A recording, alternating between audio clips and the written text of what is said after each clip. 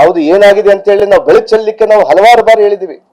ತಮ್ಮ ಮಾಧ್ಯಮದ ಮಿತ್ರರ ಜೊತೆ ಕೂಡಿ ತಮ್ಮ ಮೂಲಕ ಆದ್ರೂ ನಾವು ಬೆಳಕು ಚೆಲ್ಲಬೇಕಂತ ಹೇಳಿ ಪ್ರಯತ್ನ ಮಾಡಿದ್ರಿ.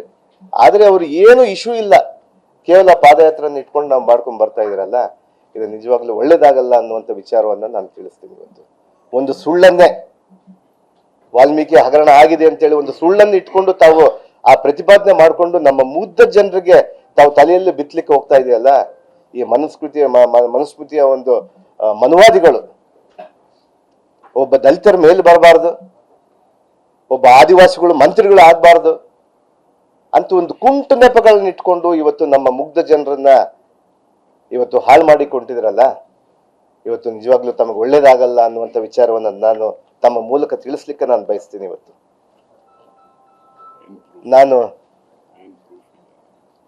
ಈಗಾಗಲೇ ಕೂಡ ಹಲವಾರು ಬಾರಿ ಹೇಳಿದ್ದೆ, ನಾನು 2024ರಲ್ಲಿ ನಾನು ರಾಜೀನಾಮೆ ಪಡೆದಾಗ ಕೂಡ ವಿನಾಕಾರಣ ನನ್ನ ರಾಜೀನಾಮೆಯನ್ನು ನಾನು ವಿನಾಕಾರಣ ಅಂತಲ್ಲ, ನಮ್ಮ ಪಕ್ಷಕ್ಕೆ ಮುಜುಗರ ಆಗ್ಬಾರ್ದು ಅಂತೇಳಿ ನಾನು ಮಂತ್ರಿಯಾಗಿ ನಾನು ರಾಜೀನಾಮೆ ಕೊಟ್ಟು ಬಂದೆ. ಅದಾದ ನಂತರ ಎಲ್ಲಾ ತನಿಖೆಗಳು ನಡೆಸಿದ್ವು. ನಮ್ಮ ರಾಜ್ಯದ ಹೆಸರುವಾಸಿಯಾಗಿರುವಂತ SIT ಮತ್ತು CODಗಳು ಅದನ್ನು ಹೇಳಿದ್ರೆ ಅವ್ರು ಏನ್ ಹೇಳ್ತಾರೆ, ಕೆಲವು ನಮ್ಮ ಬಿಜೆಪಿ ವಿರೋಧ ಪಕ್ಷದವರು SIT ಮಾಡಿದ್ದು ಇಡೀ ದೇಶಕ್ಕೆ ಗೊತ್ತಂತೇಳಿ. ಹೌದ್ರಿ ಸ್ವಾಮಿ, ನಮ್ಮ SIT ಮತ್ತು ನಮ್ಮ COD ಬಗ್ಗೆ ನಮಗೆ ಗೌರವ ಇದೆ, ನಮ್ಮ ರಾಜ್ಯದ ಪೊಲೀಸರ ಮೇಲೆ ಗೌರವ ಇದೆ. ಇವತ್ತೇನ್ ತಾವು ಕುತಂತ್ರ ಮಾಡಿಕೊಂಡು CBI EDಗಳನ್ನು ತಂದು ಬೇರೆಯವ್ರ ಮೇಲೆ ಮಾಡ್ತಿರಲ್ಲ, ಅಂತ ಒಂದು ತನಿಖಾ ಸಂಸ್ಥೆ ಅಲ್ಲ ನಮ್ದು. ಕರೆಕ್ಟ್ ಆಗಿ ಮಾಡಿದ್ದಾರೆ ನಮ್ಮದು SIT ಮತ್ತು CODಗಳು.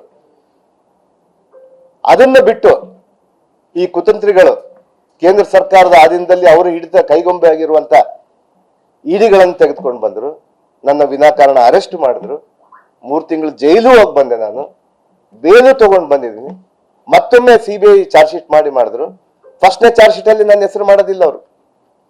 ನಾನು ಯಾವತ್ತು ಮಂತ್ರಿ ಆಗ್ತೀನೋ, ಒಬ್ಬ ಆದಿವಾಸಿ ಯಾವತ್ತು ಮಂತ್ರಿ ಆಗ್ತಾರೋ, ಕಾಂಗ್ರೆಸ್ ಸರ್ಕಾರ, ಕಾಂಗ್ರೆಸ್ ಪಕ್ಷ ಇವತ್ತು ಆದಿವಾಸಿಗಳಿಗೆ, ಅಲ್ಪಸಂಖ್ಯಾತರಿಗೆ, ಹಿಂದುಳಿದವರಿಗೆ ಇವತ್ತು ಏನ್ ಸ್ಥಾನ ಕೊಡ್ತಾರಲ್ಲ, ಅವತ್ತು ಅವರು ED CBIಗಳನ್ನು ತಂದು ಮುಂದೆ ಇಡ್ತಾರೆ. ಇವತ್ತು 2ನೇ ಚಾರ್ಜ್ ಶೀಟ್ ಅಲ್ಲಿ ನನ್ನ ಹೆಸರನ್ನ ತರಾತುರಿಯಲ್ಲಿ ಸೇರಿಸಿ ಓಡೋಡಿ ಬಂದು ಇವತ್ತು ಅದನ್ನ ಸಮರ್ಪಣೆ ಮಾಡ್ತಾರೆ. ಇವತ್ತು ಇಂಥ ಒಂದು ಸಂದರ್ಭ ಇವತ್ತು ನಿರ್ಮಾಣ ಮಾಡಿ ಇವತ್ತು ಈ ರಾಜ್ಯದ ಜನರನ್ನ ದಿಕ್ಕು ತಪ್ಪಿಸ್ಲಿಕ್ಕೆ ಮಾಡ್ತಾ ಇದ್ದಾರೆ. ಇವತ್ತು ಏನು ಈ ವಿರೋಧ ಪಕ್ಷದವರು ಮಾಡುವಂತ, ಈ ಮನುವಾದಿಗಳು ಮಾಡುವಂತ ಒಂದು ಇದಕ್ಕೆ ನಾವು ಯಾರು ಕೂಡ ಬಗ್ಗಲ್ಲ. ಆದ್ರೆ ಒಂದು ನ್ಯಾಯಸ್ಥಾನಕ್ಕೆ, ಸಂವಿಧಾನಕ್ಕೆ ನಾವು ಗೌರವ ಕೊಡ್ತಾ ಇದೀವಿ. ಇವತ್ತು ನನಗೆ ಪ್ರಜಾಪ್ರಭುತ್ವದಲ್ಲಿ ಅತ್ಯಂತ ಉನ್ನತ ಸ್ಥಾನವನ್ನು ಪಡೆದಿರುವಂತ, ಸಾಂವಿಧಾನಿಕ ಹುದ್ದೆಯನ್ನು ಪಡೆದಿರುವಂತ ಗವರ್ನರ್ ಅವರು ನನಗೆ ಪ್ರಮಾಣ ವಚನ ಮಾಡಿಸಿದ್ರು.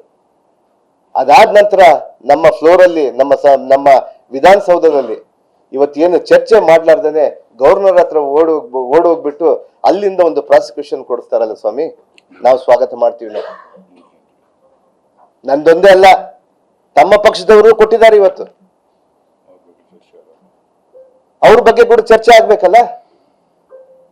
ಅವ್ರು ಯಾತಕ್ಕಾಗಿ ನಿಮ್ ಪಕ್ಷದಲ್ಲಿ ಇದ್ದಾರೆ ಸ್ವಾಮಿ, ಅವರು ಆಗ್ಬೇಕು. ಇವತ್ತು ನಾನು ಸಂವಿಧಾನದ ಹುದ್ದೆ ಅತ್ಯುನ್ನತ ಸ್ಥಾನದಲ್ಲಿರುವಂತ ಒಂದು ಹುದ್ದೆಯಲ್ಲಿರುವಂತ ಗವರ್ನರ್ ಅವರು ಇವತ್ತೇನು ಪ್ರಾಸಿಕ್ಯೂಷನ್ ಕಳಿಸಿದಾರಲ್ಲ, ಅದಕ್ಕೆ ನಾವು ತಲೆ ಬಾಗ್ತೀವಿ. ಇವತ್ತು ಹ್ಯಾಂಡ್ ಪಿಕ್ ಮಾಡಿದ್ದಾರೆ. ಅದರಲ್ಲಿ ತಮಗೆ ಯಾರಿಗ್ ಬೇಕೋ, ಯಾರಿಗ್ ಬಿಡಬಾರ್ದೋ, ಯಾರಿಗ್ ಬೇಕೋ ಅಂತೇಳಿ. ಮಾನ್ಯ ಕುಮಾರಸ್ವಾಮಿ ಅವ್ರದ್ದು ಯಾಕೆ ಕಳಿಸ್ಲಿಲ್ಲ?